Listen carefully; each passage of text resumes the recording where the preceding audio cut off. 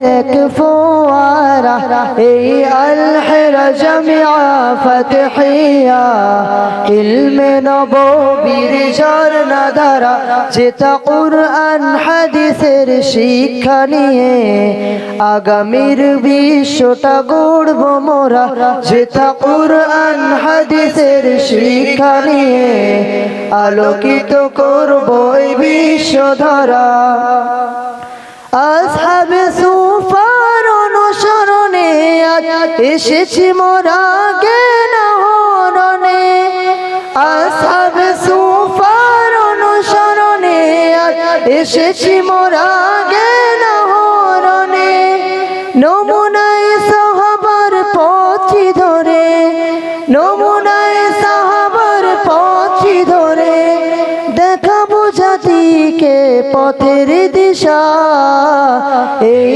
আল হেরা জামিয়া ফাতহিয়া ইলমে দ্বীনের এক ফোয়ারা এই আল হেরা জামিয়া ফাতহিয়া ইলমে নববীর ঝর্ণা ধারা মুজাদ্দিদ জামানের চিন্তাধারা নিয়ে দ্বীনের মশাল হাতে গিয়ে যাব মুজাদ্দিদ জামানের চিন্তাধারা নিয়ে দ্বীনের মশাল হাতে গিয়ে যাব আকাবির দ্বীনের উত্তরসূরি হয় আকাবির দ্বীনের উত্তরসূরি হয় দেখাবো জাতিকে আলোর দিশা এই আল হেরা জামিয়া ফাতহিয়া ইলমে দ্বীনের এক ফোয়ারা এই আল হেরা জামিয়া ফাতহিয়া ইলমে নববীর ঝর্ণা ধারা যেটা কুরআন হাদিসের শিক্ষা নিয়ে আগামীর বিশ্বটা গড়ব মোরা যেটা কুরআন হাদিসের শিক্ষা নিয়ে আলোকিত করব এই বিশ্বধারা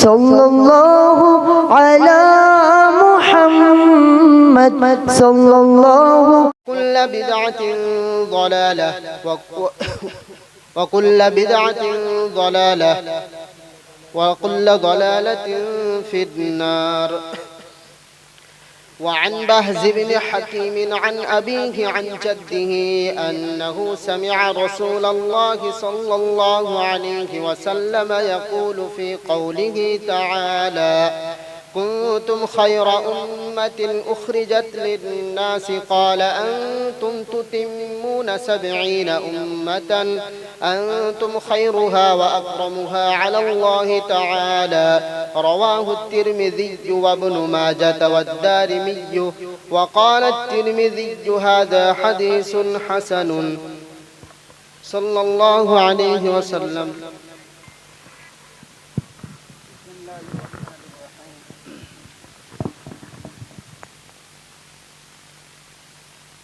والسلام على من لا نبي بعد الحمد لله العلي الأجلل والصلاة والسلام على رسوله المرسل وبعد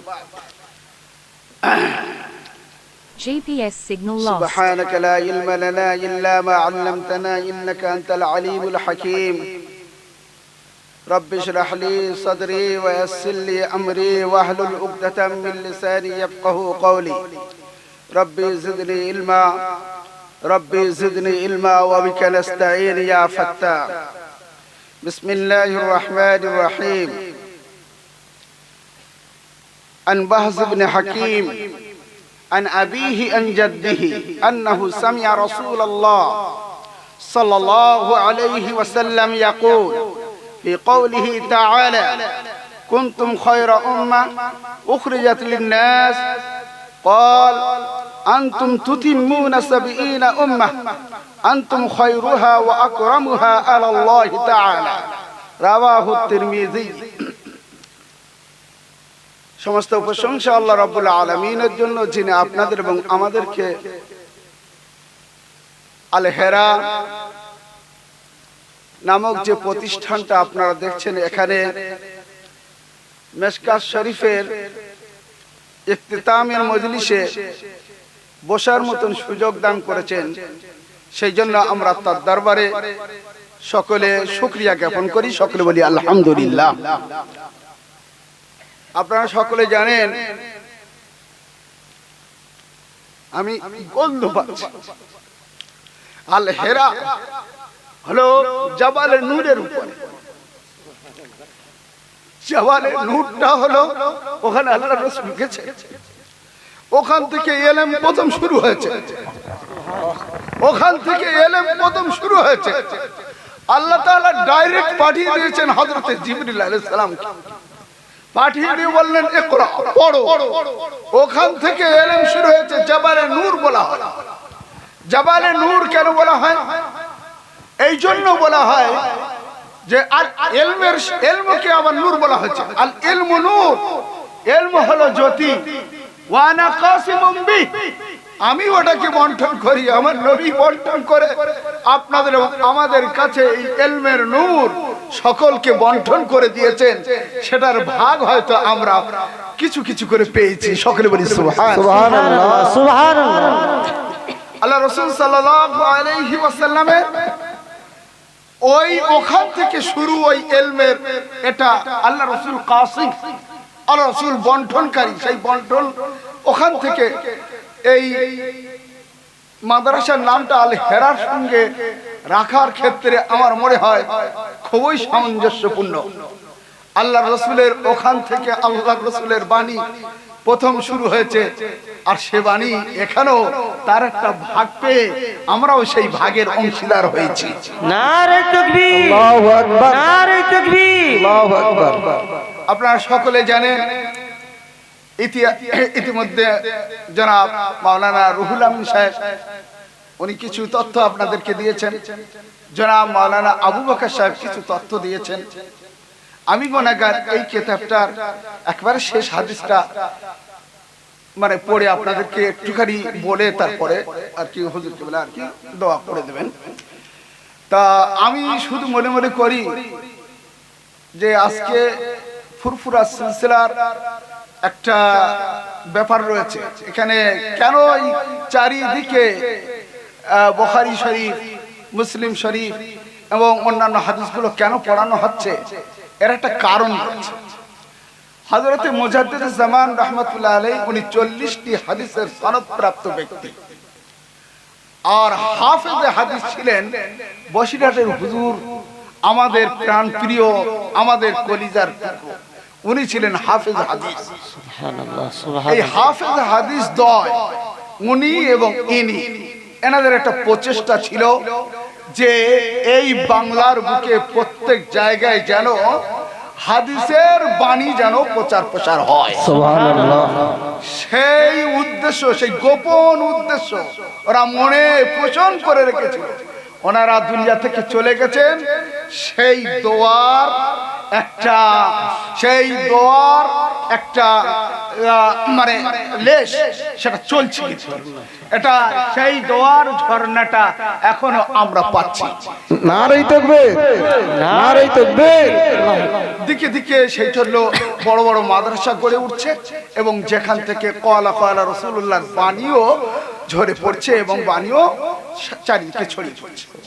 তাই এটা হলো দাদাজি রহমাতুল্লাহ আলাইহি এবং বশিরুল হুজুর রহমাতুল্লাহ আলাইহি, যাদের সঙ্গে কি না হাদিসের একটা বিরাট বড় সম্পর্ক ছিল। সেই জন্য বড়রা বলে থাকেন, কবিতা আকারে বলে থাকেন যে আহলুল হাদিস হুম আহলুন নবী, আহলুল হাদিস হুম আহলুন নবী ওয়া ইল্লাম ইয়াসহাবু নাফসাহু, ওয়া ইল্লাম ইয়াসহাবু নাফসাহু। আহলে হাদিসরা যারা হাদিস নিয়ে আলোচনা করে, পড়ায়, পড়াশোনার সঙ্গে যুক্ত, যারা এর খেদমতের সঙ্গে যুক্ত, তাদেরকে বলা হচ্ছে হুম আহলুন নবী, তারা সব নবী পরিবারের ভুক্ত। সুবহানাল্লাহ, নারে তাকবীর, নারে তাকবীর। তা আমাদেরকে আল্লাহ তাআলা যেন আমার নবীর পরিবারের মধ্যে যেন বলল আমিন আমিন আমিন আমার নবী মুহাম্মদ রাসূলুল্লাহ যে মেহনত করেছেন সেই মেহনতের আঙিনার মধ্যে যেন আমাদেরকে সকলকে রাখে আল্লাহ আল্লাহ কবুল করে নেয় আমিন আল্লাহুম্মা আর আল্লাহ ওই কবিতার মধ্যে আর কি শেষের বেলা বলেছে আনফাসাহু সাহিবু তোমরা যদিও তোমরা রাসূল পাককে দেখোনি রাসূল পাককে আমরা দেখিনি তবুও আল্লাহর রাসূলের সোহবতটা ওই হাদিসের মাধ্যম থেকে পাই আমরা সুবহানাল্লাহ আমরা রাসূলের কথা রাসূলের বাণী রাসূলের চলাফেরা রাসূলের খাওয়া রাসূলের দাওয়া রাসূলের সব কিছু আমার রাসূল পাকের কোন জিনিসটা আমরা জানি না এই হাদিসগুলো দিয়ে আমরা যেন জীবন্ত রাসূলকে আমাদের সামনে চলতে ফিরতে দেখি আমরা সুবহানাল্লাহ সেই জন্য এই কিতাবের মধ্যে আর কি আল্লাহর রাসূল আমাদেরকে বলেছেন তোমরা সকলে খায়রুল উম্মাহ আমি একটা দাওয়াত বই নিয়ে গেছি এই দাওয়াত বই নিয়ে যাওয়ার পরে তোমাদের উপরে এই দাওয়াতের দায়িত্ব থাকলো তোমরা উত্তম উম্মতের মধ্যে অন্তর্ভুক্ত হবে আনতুম খায়রুল উম্মাহ তোমরা উত্তম উম্মতের মধ্যে অন্তর্ভুক্ত হবে যদি তোমরা তিনটে জিনিস পালন করে থাকো এক আমি যেগুলো বলেছি এগুলো দাঁড়ে দাঁড়ে পৌঁছে দেওয়ার জন্য সমস্ত রকমের হুকুম আদেশ করে সব মানুষকে ওই তুমি নিজে দাঁড়াবে এবং তার উপরে সকলকে দাঁড় করিয়ে দেবে কত কুনতুম খায়রা উম্মাহ উখরিজাত লিন-নাস তা'মুরুন এই প্রথম দায়িত্ব কি না সারা পৃথিবীর সমস্ত মানুষের প্রথম দায়িত্ব হলো কি না নিজে রাসূল পাক থেকে যতটুকু পেয়েছি সেইটার উপরে সমস্ত মানুষকে দাঁড় করিয়ে দেওয়া নিজে দাঁড়িয়ে থাকবো এবং অপরকে দাঁড় করিয়ে দেবো এই দায়িত্ব যদি কেউ পালন করতে পারে তাহলে খায়রুল উম্মাতের মধ্যে তার নামটা লেখা থাকে খায়রুল উম্মাতের মধ্যে তারপর দ্বিতীয় দায়িত্ব কি না দ্বিতীয় দায়িত্ব হলো কি না খারাপ যত রকমের অশ্লীলতা রয়েছে যত রকমের খারাপ নীতিমালা রয়েছে যত রকমের খারাপ নীতি রয়েছে সমস্ত নীতি থেকে সমস্ত কার্যাদি থেকে সমস্ত কর্ম থেকে খারাপ কর্ম থেকে বিরত রাখার প্রচেষ্টা করা নিজে বিরত থাকা এবং অপরকে বিরত রাখার প্রচেষ্টা করা এই দ্বিতীয় দায়িত্ব তৃতীয় দায়িত্ব কি না তুমিনুনা বিল্লাহ তোমরা ঈমানের সঙ্গে এই কাজগুলো করবে তাহলে খায়রুল উম্মাহ হবে তোমরা ঈমানের সঙ্গে এই কাজগুলো করবে তাহলে খায়রুল উম্মাহ হবে তাহলে খায়রুল উম্মাহ হওয়ার জন্য তিনটে শর্ত একটা হলো কি না আমর বিল মারুফ আর একটা হলো কি নাহি আনিল মুনকার আর একটা হলো কি আল ঈমান বিল্লাহ আল্লাহর উপরে ঈমানের সঙ্গে থাকা এই তিনটে কাজ যদি কেউ পালন করতে পারে তাহলে সে খায়রুল উম্মাতের মধ্যে আর কি না অন্তর্ভুক্ত হয়ে যাবে এবারে এটা তো একদম শেষ হাদিসটার মধ্যে বলেছে এই হাদিসটার যে অনুচ্ছেদে আর কি এই হাদিসগুলো বর্ণনা করা হয়েছে যে পরিচ্ছেদে বর্ণনা করা হয়েছে এই প্রথম পরিচ্ছেদের মধ্যে আর কি আল্লাহ রাসূল সাল্লাল্লাহু আলাইহি ওয়াসাল্লাম বর্ণনা করেছেন প্রথমে আর কি বাপ বেঁধেছেন হাদিস আমি তো আসলে এই অল্প সময়ের মধ্যে আর কি আমি সবকিছু বলতে পারবো না আর কি তথাপিও অযোগ্য মানুষ প্রথমে ক্ষমা চেয়ে নিচ্ছি অযোগ্য মানুষ এখানে সব চাঁদের হাট সকলের মধ্যে সকলে ভাস্কর পণ্ডিত মানুষ আমি ওদের মধ্যে নগণ্য একজন নগণ্য কিন্তু তথাপিও আমার ছাত্র জনাব মাওলানা মুফতি ইউনুস আলী সাহেব মোটেই ছুড়ল না আমাকে মানে এইভাবে দায়িত্ব আমার ঘাড়ে ফেলে দিল স্কন্ধে ফেলে দিল তা সেই জন্য আমি হাদিসটা পড়াচ্ছি তবে আল্লাহর উপরে ভরসা করি সকলের দোয়া আমার সাথে রয়েছে আর এখানে মেশকাতের পরে আর কি এটা শুরু হবে এটাও আমরা আল্লাহর কাছে চাই কি বলেন আপনারা আল্লাহ যেন এখানে সব শুরু করে দেয় আল্লাহ যেন কবুল করে নেয় তা যে কথা আর কি বলছিলাম যে বাবু সোয়াবি হাদিহিল উম্মাহ এটা এই উম্মতের পদমর্যাদার ব্যাপার নিয়ে হুজুর কেবলা রয়েছেন আমি বলতে সংকোচ হচ্ছে কিন্তু তবুও সে এমন একটা অবস্থা বড়দের সামনে তো আমার বলার অভ্যাস নেই তা সে এমন একটা পজিশন হয়ে যাচ্ছে তা যাই হোক মোটামুটি ভাবে আর কি আমি তবু বলতে থাকছি বেয়াদবি মাফ করবেন কিতাবের একদম শেষ হাদিসটা বর্ণনা করতে গিয়ে এখানে পরস্পর দুটো হাদিস বর্ণনা করেছেন এই উম্মতের সবথেকে বড় লাভ, সেটা হলো কি এই উম্মতের খতা নিসিয়ান, এবং এই হাদিসের আগের হাদিসটা খতা নিসিয়ান এবং ইকরাহ, অর্থাৎ জোর করে জবরদস্তি করে কোনো গুনার কাজে যদি কারোর দ্বারা করিয়ে নেওয়া হয়, এই সবগুলোকে আল্লাহ তাআলা মাফ করে দিয়েছেন। সকলে বলেন সুবহানাল্লাহ। এটা হাদিস থেকে আর কি প্রমাণিত। তাহলে একটা বললাম কি খতা, আর একটা বললাম নিসিয়ান, আর একটা কি বললাম ইকরাহ। ইকরাহ যদি করার পরে কোনো গুনার কাজে হয়তো জোর করে ইকরাহ করলে, ইকরাহ মানে জবরদস্তি করে কাউকে গুনাহ করিয়ে নেওয়া হলো, কিন্তু সে করতে ইচ্ছুক নয়, এরকম একটা বিপদের মধ্যে পড়েছে, এগুলোকে আল্লাহ তাআলা এই উম্মতের একটা বিরাট বড় পদমর্যাদা, এই উম্মতকে আল্লাহ তাআলা ক্ষমা করে দিয়ে থাকে। সেই জন্য হাদিসের শেষের দিকে হুজুর বলতে খতিব আত-তিবরিজি রাহমাতুল্লাহ আলাইহি মুহাদ্দিস কবির, ইনি এই হাদিস দুটো হাদিস কি শুনেছেন। একটা হলো তুতিম্মুনা, ইতমাম থেকে এসেছে, আর একটা হলো খতা নিসিয়ান, আর কি বললাম ইকরাহ। এই তিনটে জিনিস, আর এর সাথে সাথে ইতমাম, এই ইতমাম শব্দ দিয়ে উনি আর কি এই হাদিসটাকে শেষ করে বললেন, আমি একদম শেষে পৌঁছে যাচ্ছি, আর আমার শেষটা যেন কি হয় রাসূল পাকের ওই দায়িত্ব, যে দায়িত্বটা আল্লাহর রাসূল সমস্ত উম্মতের উপরে দিয়েছেন, তিনটে জিনিস দিয়ে সেই দায়িত্বের উপর দিয়ে যেন আমি এই হাদিসটাকে শেষ করতে পারি। উনি রমজান মাস শেষ করলেন, ভালো করে বুঝুন, রমজান মাস শেষ করলেন, রমজান মাসে তখনও লিখছেন শাওয়াল মাসের চাঁদ দেখা গেছে, সমাপ্ত করলেন, শাওয়াল মাসের চাঁদ দেখা গেছে, সমাপ্ত করলেন। ভালো করে বুঝুন, এখানে আপনাদের এই জায়গায় দেওয়া রয়েছে যে ইনদা রুয়াতি হিলালি শাওয়াল সানাতা 37 ওয়া 700, মানে কত না 737 হিজরিতে, 737 হিজরিতে উনি রমজান মাসেও পর্যন্ত ব্যস্ততার মধ্যে রয়েছেন। কোথায়? হাদিসটাকে লেখার ক্ষেত্রে ব্যস্ততার মধ্যে রয়েছেন। ওখানে লিখছেন, লিখতে ওদিকে শাওয়ালের চাঁদ দেখা গেছে, তারপরে তিনি এই হাদিসটাকে পুরো সমাপ্ত করলেন। সকলে বলি সুবহানাল্লাহ। কি মেহনত করেছেন বলার মতো না, এত মেহনত করেছেন, এরকম মেহনত দেখা যায় না। এবারে এই হাদিসের একদম প্রথম পরিচ্ছদে বাবু সবে হাদিল উম্মাহ, এই হাদিসের মধ্যে আর কি এই উম্মতের বিরাট বড় আর কি মহত্ব, গুরুত্ব, পদমর্যাদার কথা বর্ণনা করেছেন, যে এই উম্মতের একটা বয়স দেওয়া হয়েছে কতক্ষণ না আসর থেকে নিয়ে মাগরিব পর্যন্ত, সূর্য ইলা গুরুবিশ শামস ইলা মাগরিবিশ শামস ইলা গুরুবিশ শামস পর্যন্ত এদের বয়স দেওয়া হয়েছে। এই বয়সটা খুবই কম, অল্প বয়স, কিন্তু এই অল্প বয়সের মধ্যে এদের সমস্ত দায়িত্ব পালন করতে হবে, সমস্ত দায়িত্বটা পালন করতে হবে। সব থেকে বেশি সময় পেয়েছে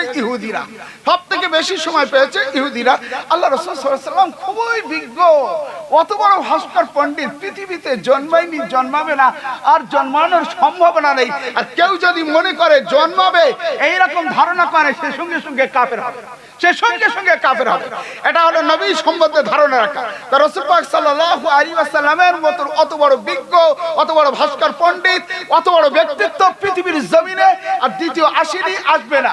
আর আশার ধারণা করা বৃথা, আশার ধারণা করাও বৃথা। যদি কেউ ধারণা করে তাহলে সে কাফের হয়ে যাবে। সেই জন্য ধারণা করার কোনো অবকাশ নাই, উনি বলেছেন যে এই উম্মতটা, এই সর্বপ্রথমে আর কি একজন মানুষ, আল্লাহ রাসূল বোঝাবার টেকনিক, আমার মনে হয় এরকম বোঝাবার টেকনিক পৃথিবীর ইতিহাসে আর কারণ নাই। বুঝতে পেরেছেন?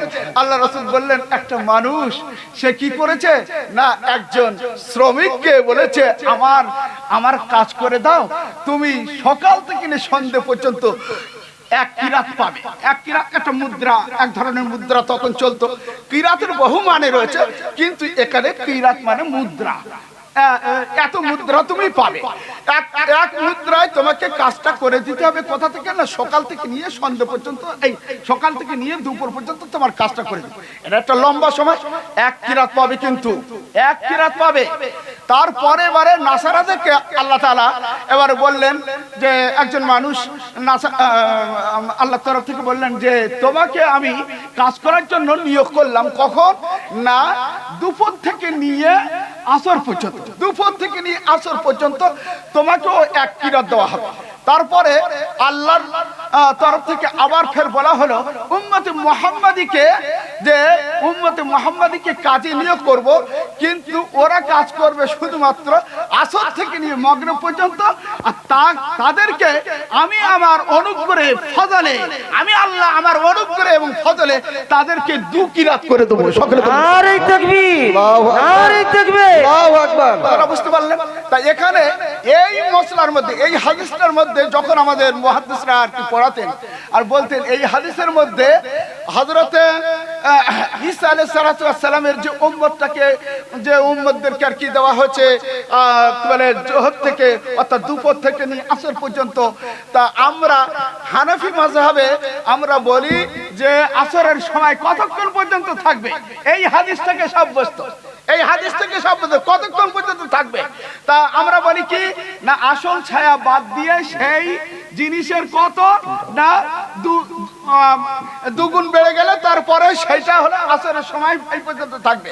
তাই এখানে দেখুন সব থেকে বড় সময় পেল কারা না ইহুদিরা, আর তারপরের বড় সময় পেল কারা, তারপরের বড় সময় পেল নাসারারা। তার নাসারারা পেয়েছে এইটাকে এবার দুপুর থেকে নিয়ে যদি বড় না মানা হয়, বড় যদি না মানা হয় সময়টা, তাহলে একটু মানে এরা এখান থেকে নিয়ে মাগরিব পর্যন্ত যদি আর কি দুটো সমান সমান সময় করে দেওয়া হয়, তাহলে তো দেখা যাবে দুজনের সমান সময়। কিন্তু এখানে বলা হচ্ছে উম্মতে মুহাম্মাদী সব থেকে কম সময় পেয়েছে। তা উম্মতে মুহাম্মাদী কম সময় পেয়েছে, তাহলে এর দ্বারা বলা যায় যতক্ষণ পর্যন্ত আসল ছায়া থেকে দুগুণ না বাড়ছে ততক্ষণ পর্যন্ত ওই আসর থেকে মাগরিবের সময়টা কম হচ্ছে না। সেই জন্য দুগুণ যেই বাড়িয়ে দিচ্ছি মাগরিবের সময়টা তখন কম হয়ে যাচ্ছে, আর দুগুণ না বাড়ালে মাগরিবের সময় আর আসরের সময় সব একগুণ করে থেকে যাচ্ছে। তাই এই হাদিস থেকে ইমাম আবু হানিফা রাহমাতুল্লাহ আলাইহি উনি কি করেছেন না, আসরের সময় আসল ছায়া বাদ দিয়ে দুগুণ ছায়া পর্যন্ত আসরের সময় এটা নির্দিষ্ট করেছেন এই হাদিস থেকে। এটা প্রথমে ইমাম বুখারী রাহমাতুল্লাহ আলাইহি প্রথমে বলেন। ইমাম খাতিব আত-তিবরিজি রাহমাতুল্লাহের একটা অভ্যাস রয়েছে, ওনার হাদিস গ্রন্থের মধ্যে প্রথমে উনি কি করতেন না, ইমাম বুখারীর রিওয়ায়াত প্রথমে বর্ণনা করবেন, তারপরে ইমাম মুসলিমের রিওয়ায়াত বর্ণনা করবেন, তারপরে উনি মুত্তাফাক আলাইহির রিওয়ায়াত বর্ণনা করেন। আর কখনো কখনো এর উল্টোও করে থাকেন, কখনো কখনো এর উল্টোও করে থাকেন। তাই এর উল্টোও করে থাকেন। আবার কখনো কখনো দেখা যায় সিহাতের দরজা, অর্থাৎ যে হাদিসগুলো অতিমাত্রায় শুদ্ধ, অতিমাত্রায় শুদ্ধ, বুখারী আলা শারতুল বুখারী আলা শারত মুসলিম যদি হয়ে যায়, তখন তাদেরকেও প্রথম পরিচ্ছেদে মাঝে মাঝে উনি জায়গা দিয়েছেন। প্রথম পরিচ্ছেদে, অর্থাৎ প্রথম পরিচ্ছেদে শুধুমাত্র সহিহ হাদিসগুলোকে স্থান দিয়েছেন উনি। তারপরে এইবার অন্য হাদিস যেরকম সুনানে তিরমিজি, সুনানে আবু দাউদ, ইবনে মাজাহ, সুনানে ইবনে মাজাহ এবং এই সমস্ত হাদিসগুলো উনি পরবর্তীকালে ফসলে সানিতে বর্ণনা করেছেন। কিন্তু কখনো কখনো সিহাতের দিক দিয়ে যদি হাদিস মজবুত হয়ে যায়, তখন ওগুলোকে আবার কি করেন না, প্রথম পরিচ্ছেদে বর্ণনা করেন। এটা ইমাম খাতিব আত-তিবরিজি রাহমাতুল্লাহ আলাইহির একটা আদত ছিল, অভ্যাস ছিল। আচ্ছা, তারপরের হাদিসটা আমরা দেখি। তারপরের হাদিসটার মধ্যে আর কি বর্ণনা করা হয়েছে, ওটা ইমাম মুসলিম রাহমাতুল্লাহ আলাইহি বর্ণনা করেছেন যে এই উম্মতের মধ্যে একদল লোক থাকবে, যারা এই উম্মতের মধ্যে একদল লোক থাকবে সদা সর্বদা আল্লাহর হুকুমকে প্রতিষ্ঠিত করতে কোনো রকম কার্পণ্য করবেন না, সদা সর্বদা আল্লাহর হুকুমকে প্রতিষ্ঠিত করে যাবেন। আর এই উম্মতের মধ্যে সদা সর্বদা বলতে লা ইয়াজালু শব্দ দিয়ে মানে এমন একটা ইঙ্গিত পাওয়া যাচ্ছে যে রাসূল পাকের জামানা থেকে নিয়ে শুরু করে কিয়ামত পর্যন্ত এই উম্মতের একটা অংশ হকের উপরে দাঁড়িয়ে থাকবে, হকের উপরে দাঁড়িয়ে থাকবে, কোনদিন এই হকের উপরে দাঁড়িয়ে থাকাটা বন্ধ যাবে না। সুবহানাল্লাহ, নারে তাকবীর, নারে তাকবীর। এটা মুসলিম শরীফের হাদিসের মধ্যে রয়েছে। আর ইমাম বুখারী এবং ইমাম মুসলিম দুজনা মিলে একটা হাদিস বর্ণনা করেছেন, দুজনা মুত্তাফাক আলাইহি হাদিস রয়েছে। এই হাদিসের মধ্যে রয়েছে যে এই উম্মতটা, এই উম্মত কিসের মত না, মাসালু উম্মতি, আমি আসলে কোথায় গেল, হ্যাঁ এবারে আরেকটা হাদিস বলেছেন যে আল্লাহ রাসূল সাল্লাল্লাহু আলাইহি ওয়াসাল্লাম বলছেন তার পরের হাদিসটা, ইন্না মিন আশাদ্দি উম্মতি লিহুব্বান নাসুন ইয়াকুলুনা বাদি, আপনাদের আর আমাদের জন্য আল্লাহ রাসূল একটা সুসংবাদ দিয়েছে। ও আমি এই হাদিসটা পড়ার পরে আমি বারবার বলি, আল্লাহ তুমি যেন ওর মধ্যে আমাকে অন্তর্ভুক্ত করো, আর যারা যারা চায় তাদের সকলকে অন্তর্ভুক্ত করো। আল্লাহ রাসূল বলেছেন, ইন্না মিন আশাদ্দি উম্মাতি লিহুব্বান, আমার সবথেকে প্রিয় পাত্র উম্মতের মধ্যে কারা জানো? নাসুন ইয়াকুনুনা বাদি, এরা ওই সমস্ত মানুষ যারা আমার পরে আসবে, যারা আমার পরে আসবে। আমরা তো সব পরে এসেছি বাবা, সেই জন্য আমরা আমার রসুলকে মন দিয়ে ভালোবাসি, তাই তো নাকি? এখানে এইবারে আল্লাহ রসুল আবার ফের বলছেন, আল্লাহ রসুল বলছেন, আসলে আমি তো পড়েছি সে আরবি এতে, এখানে কোথায় গেল? হ্যাঁ, উম্মতি কায়মাত বিআমরিল্লাহ। আশা এখন ইয়াউতু আহাদুহুম লাউ রাআনি বিআহলিহিম, এই হাদিসের মধ্যে আর কি আল্লাহ রাসূল বলছেন যে ওদের মধ্যে প্রত্যেকে চায় যদি লাউ রাআনি, যদি একবার রাসূলকে দেখি, বিআহলিহি ওয়া মালি, আমার সব পরিবার এবং আমার সব সম্পদ আমি আল্লাহর নবীর জন্য কুরবান করে দেব। সুবহানাল্লাহ। লাউ রাআনি, যদি একবার দেখি, তা একবার দেখি, এই যে আশা প্রত্যেক উম্মতের মধ্যে নেই বাবা, নেই? আর যারা যারা হাদিস পড়তেছে তাদের মনের মধ্যে কি আশা জাগে না বাবা? এই আশা জাগে না? লাউ রাআনি বিআহলিহি ওয়া মালিহি, যদি আমি একবার দেখি নবী মুহাম্মদ রাসূলুল্লাহকে, তাহলে মুফতিয়াম বিআহলিহি, আমি ফেদা করে দেব, আমি কুরবান করে দেব আমার পুরো পরিবার বর্গকে, ওয়া মালিহি, আমার সম্ভব, আমার সম্পদ, আমার বৈভব, আমার যা কিছু রয়েছে সব লুটিয়ে দেব আমার রাসূলের পায়ে। সুবহানাল্লাহ। এই হাদিসটার মধ্যে এইভাবে বলেছেন। তারপরে এবার আল্লাহ রাসূল সাল্লাল্লাহু আলাইহি ওয়াসাল্লাম এবারে বলছেন যে মানে আমার উম্মতের মধ্যে এমন উম্মত হবেন যে সমস্ত উম্মতরা আর কি না সর্বদা আর কি এই কাজের উপরে লেগে থাকবেন এবং তাদের কেউ ক্ষতি করতে পারবে না, এবং তাদের যদি কেউ বিরোধিতা করে তা সে বিরোধিতা করেও কোনো কাজে আসবে না। তাদের যদি কেউ প্রতিরোধ করে তাহলে কোনো রকম প্রতিরোধ কাজে আসবে না, কোনো বাধা বিঘ্ন, অর্থাৎ সত্যের উপরে হকের উপরে, সত্যের উপরে হকের উপরে আমার উম্মত থাকবে। তাদের কেউ যদি সম্মান হানি করার চেষ্টা করে তাও কেউ করতে পারবে না, এবং তাদের যদি প্রতিরোধ করতে চায় তাদেরও প্রতিরোধ করতে পারবে না। তাই আমার মনে হয় এই পরিবেশে আমাদের এই সমস্ত পরিবেশগুলো এরকম একটা জায়গায়, বেদাতের জায়গায়, এর জায়গায়, ওর জায়গায়, সমস্ত জায়গায় আর কি তৈরি হয়ে রয়েছে। তা আমাদের মধ্যে এইরকম একটা দল তৈরি হয়েছে যে যত রকমের বাধা বিঘ্ন আসুক না কেন প্রতিরোধ করার জন্য বহু ওলামা হযরতরা রেডি হয়ে রয়েছে, না নেই? বলো না, বলো। সেই জন্য আর কি এই হাদিস থেকে আমরা এই ইঙ্গিত পাই। এটা আমাদের এই উম্মতের, আমার নবীর এই উম্মতের বিরাট বড় একটা ফজিলত।